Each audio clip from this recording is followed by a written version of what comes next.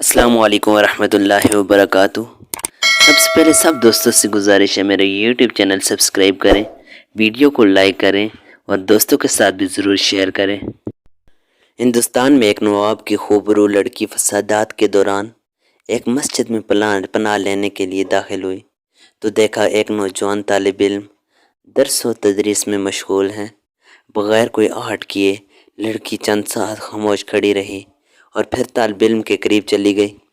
اسلامی رنگ میں رنگے طالب علم نے جب ایک نوجوان لڑکی کو مسجد میں غیر شرعی حالت میں دیکھا تو اسے مسجد سے نکلنے کو کہا، جس سے لڑکی نے انکار کیا۔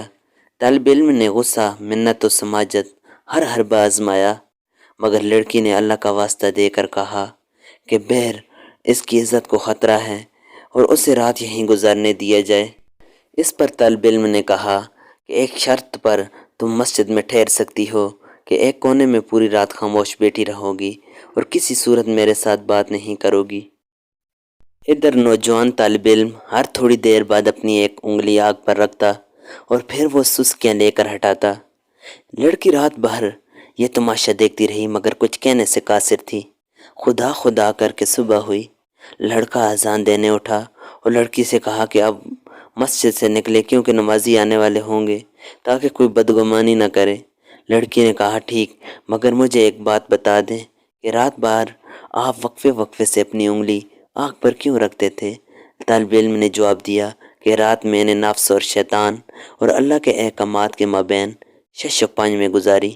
جب کبھی شیطان کا غلبہ ہوتا تو میری خواہش ابھرتی کہ اکیلی لڑکی ہے اپنی خواہشوں کی تکمیل کر لوں، مگر جب دوزخ کا عذاب سامنے پاتا تو اپنی انگلی کو آگ پر رکھ کر یہ آزمائش کرتا کہ کیا اس آگ کو میں سہ پاؤں گا، مگر جلد ہی احساس ہو جاتا کہ ایک چھوٹی انگلی یہ تھوڑا سا آگ برداشت نہیں کر سکتی تو جہنم کی آگ میرے جسم کو کیسے بسم کرے گی۔ وقت گزرتا گیا، نوابزادی کے لیے امیر سے امیر شخصیات کے رشتے آنے لگے مگر وہ ہر رشتہ ٹکراتی رہی۔ لڑکی کے والدین بہت پریشان تھے کہ آخر معاملہ کیا ہے۔ بالآخر لڑکی زبان پر مدعا لے آئی کہ اس کی شادی صرف مذکورہ طالب علم سے کی جائے ورنہ وہ کبھی شادی نہیں کرے گی۔ نتیجہ ایک رات نفس کو قابو رکھ کر وہ غریب طالب علم محل میں چلا گیا۔ اگر ہم پوری زندگی اللہ اور اس کے رسول صلی اللہ علیہ وآلہ وسلم کے طور طریقوں پر گزاریں تو خالق کائنات ہمیں جنت کے محلات میں کیا مقام دیں گے۔ نبی کریم صلی اللہ علیہ وآلہ وسلم کا فرمان ہے، جو شخص کسی کو نیکی کا راستہ بتائے گا تو اسے بھی اتنا ہی ثواب ملے گا جتنا کہ اس نیکی پر عمل کرنے والے کو۔ اللہ تعالیٰ ہمیں دین کو سمجھنے کی اور اس کی تعلیمات پر عمل کی توفیق عطا فرمائے، آمین۔ سب دوست ایک بار درود شریف پڑھ لیں۔